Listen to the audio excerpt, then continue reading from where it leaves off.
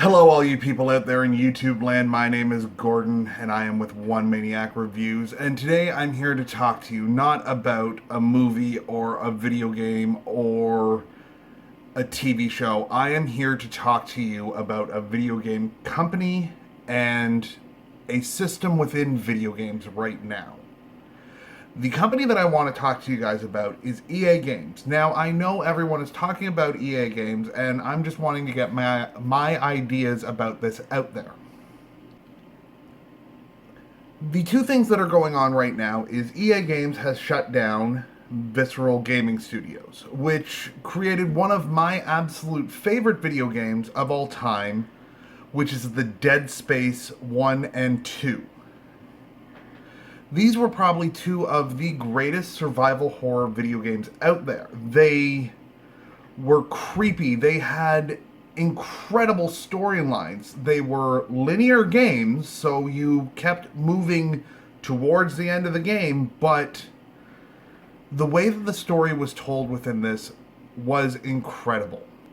The other thing that's going on in the gaming industry right now is we have a UK lawmaker that is looking at loot boxes as gambling.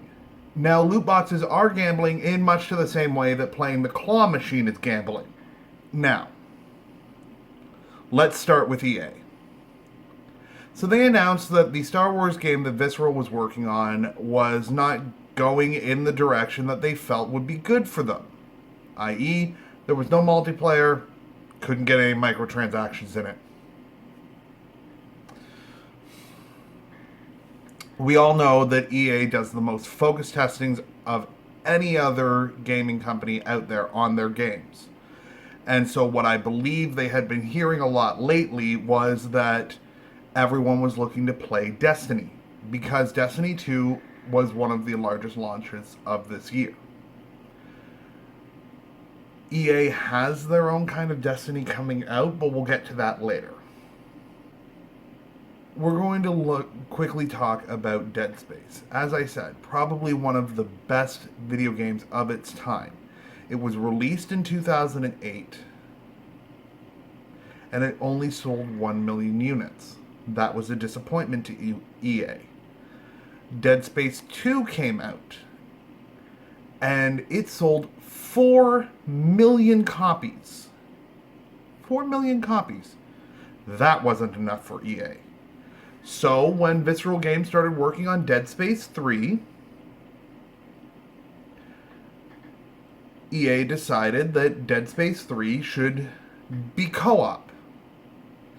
That it should be more of a third-person shooter than a survival horror.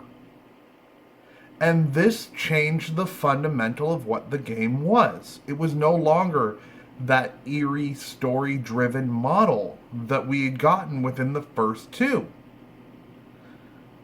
So EA pushed it out. They pushed it still as a survival horror, but the game that you got was more of a co-op third-person shooter, and it only sold 605,000 units, which EA wanted it to sell a minimum of 5 million units.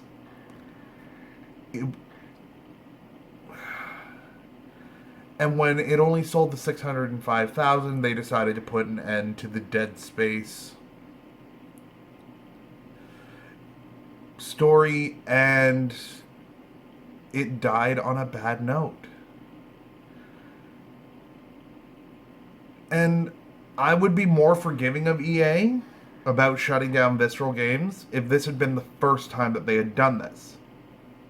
Let's take a look at Max's in SimCity. Do you guys remember Max's?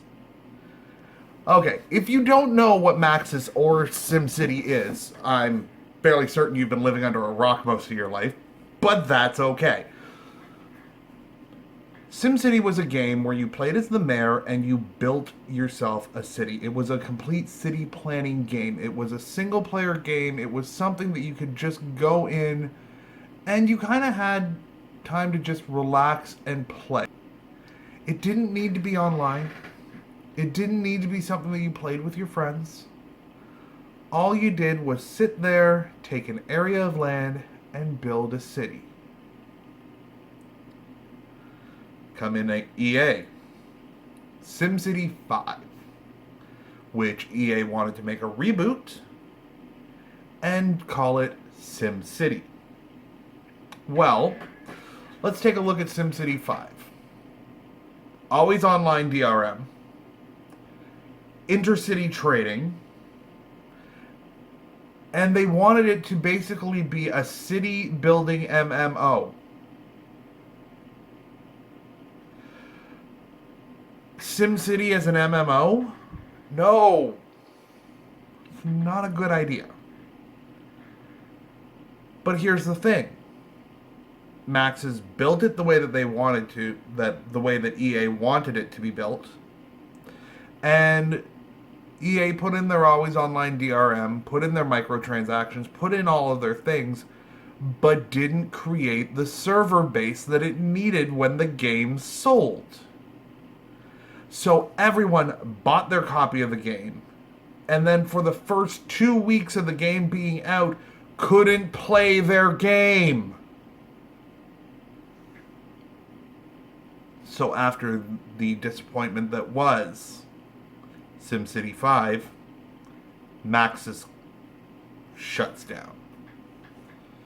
And once again, I would be more forgiving of EA if this wasn't the first time that they had done that this year. I'm sure all of you guys remember Mass Effect Andromeda and the giant clusterfuck that game was. Once again, BioWare had been put under constraints by EA, and they were unable to get the game out the way that it should have been created. And it had been, once again, focus tested to hell. And it had all of these bugs, and it had all of these problems with it. And the game flopped. So, EA said, we're canceling the DLC for it. Even though no DLC had been announced. But they're canceling all DLC for it. And then they shut down the studio that created it and moved them all over to other EA studios. I feel bad for the people at Visceral Games because from what I have heard about the new Star Wars game that was coming out, it was probably going to be one of the best Star Wars games of the last, I'll say 10 years.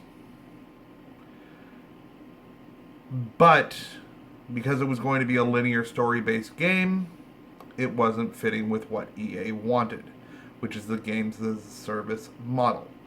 Now, everyone has been using games as a service as a tagline.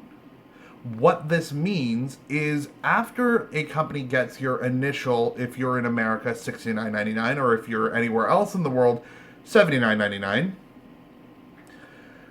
they want you to keep throwing money at their game. So they want microtransactions. They want the DLC. I don't mind DLC. I love DLC if it adds to the game, like an entire whole new story arc. But most times what games as a service means is loot boxes, which brings us to part 2. In the United Kingdom right now, there are lawmakers looking at the loot box sales as if it is gambling. Now, if that happens and the UK sets a precedent that loot boxes are considered gambling, any game that then uses loot boxes will become an adult-only game. You will have to be whatever the legal gambling age within your country is. Here in Canada, that legal gambling age is 18. So they will all become adult-only games.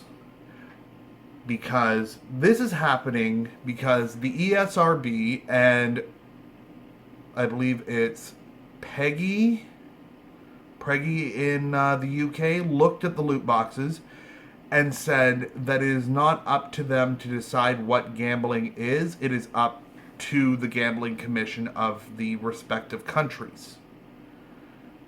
Basically, what the ESRB did was throw their hands in the air and say, this isn't my problem. And so now it has become a government issue. So a larger company that wants the oversight will be able to look at it. Now, here's the thing. I feel loot boxes have their place within the industry. And that place is within free-to-play games. If I didn't pay anything to get your game and you need more money from me, cool. I will give you some money. I will pay for characters. I will pay for skins. League of Legends does this perfectly. Within League of Legends, you can download the game, play the game for hours upon end, without having to spend a single dollar on it. But League of Legends every week releases brand new content within the game. And the way that they are able to do this is because if you want, you can buy characters with the money that you earn through playing their game. But if you want skins for those characters, you have to spend real world money. They also do have a loot box and key system that you can earn within the game. Now, it has to be done on characters that you have purchased, and you have to get a very good rank within their game, and you will either get a key fragment or a loot box. This is all done very well, but they do have it that you can spend up to, I believe it is $50, and you will get, I believe it's 100 loot boxes and keys, and you can go through and open everything. Well, not everything. Because, once again, it is like playing that claw machine. There is a chance that you are wanting that bear, and you don't get the bear that you want. So, when it comes right down to it, I am tired of buying these AAA titles for $79.99, and then them saying, oh, we're going to bring out tons of DLC for it, so you're going to want to spend another $69.99 on our game so that you can buy our season pass, so that you can just get all of our DLC. But it's not always all of the DLC. It's just all of the story expansions. They're going to release much more DLC that is $1.99, $2.99, $3.99 here and there that you don't get underneath that. I pretty much have stopped pre-ordering video games just due to the fact that I am tired of publishers, not development companies, publishers saying, we're giving you this great, wonderful game, and then you get something completely different. When it comes to the games industry, we have a vote. Much like it is with your country. If you don't like what your government is doing, you vote to change your government. That is your voice. As gamers, our money is our voice. If we do not like what the game industry is doing, it is upon us to vote by spending our money on the games that we want, on the way that we want the games to be. But these are just my thoughts on the industry. You can take them however you want. If you agree with me, let me know in the comments. If you disagree with me, let me know in the comments. If you are liking my videos, please hit that like button. Alrighty guys, so this is a big controversy that it's going to take time for us to see how it comes to fruition. So on this for right now, I have to say I am unhappy with what EA has done. I am unhappy that we are no longer getting this Star Wars game, just like I am unhappy that we did not get Star Wars 1313. But this is the way that the industry is, and it is this way because we have allowed it to be. So, as this unfolds, I will probably do a few more stories upon it. I will try and get all of the information that I can so that I can give it to you guys so that we can make the most informed decisions with our votes. Alright? Thank you so much, guys, for coming around, and I hope you keep coming back and enjoy my content. I am up to 22 subscribers now. Thank you guys so much for coming around. If you're liking my videos, hit that like button. Leave me a comment. Let me know what you guys are thinking. So, for now, I'm going to go ahead and I'm going to cue that music.